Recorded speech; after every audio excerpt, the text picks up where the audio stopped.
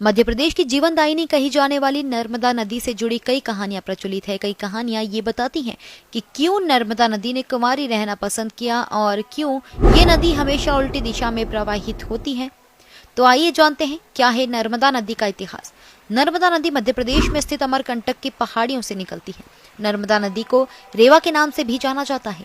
यह मध्य भारत की एक नदी और भारतीय उपमहाद्वीप की 5वीं सबसे लंबी नदी है। यह गोदावरी नदी और कृष्णा नदी के बाद भारत के अंदर बहने वाली तीसरी सबसे लंबी नदी है।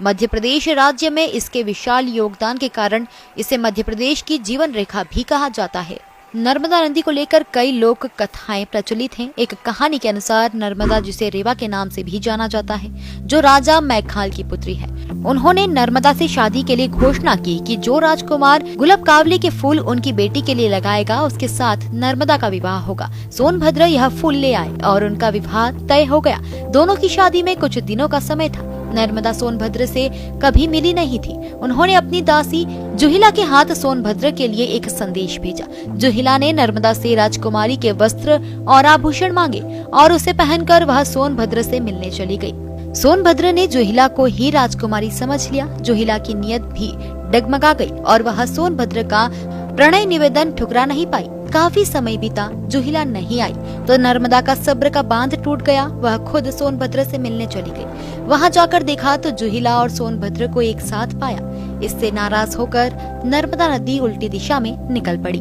वहीं एक अन्य कहानी के अनुसार सोनभद्र नदी को नद कहा जाता है। सोनभद्र और नर्मदा दोनों के घर पास थे। अमरकंटक की पहाड़ियों में दोनों का बचपन बीता। दोनों किशोर हुए तो लगाव और बढ़ा। दोनों ने साथ जीने की कस्में खाई। लेकिन अचानक दोनों के जीवन में जुहिला आ गई। जुहिला नर्मदा की सखी थी। सोनभद्र जुहिला के प्रेम में पड़ गया। नर्मदा को यह पता चला तो उन्होंने सोनभद्र को समझाने की कोशिश की, लेकिन सोनभद्र नहीं माना। इससे नाराज होकर नर्मदा दूसरी दिशा में बहने लगी और हमेशा कुंवारी रहने की कसम खाई।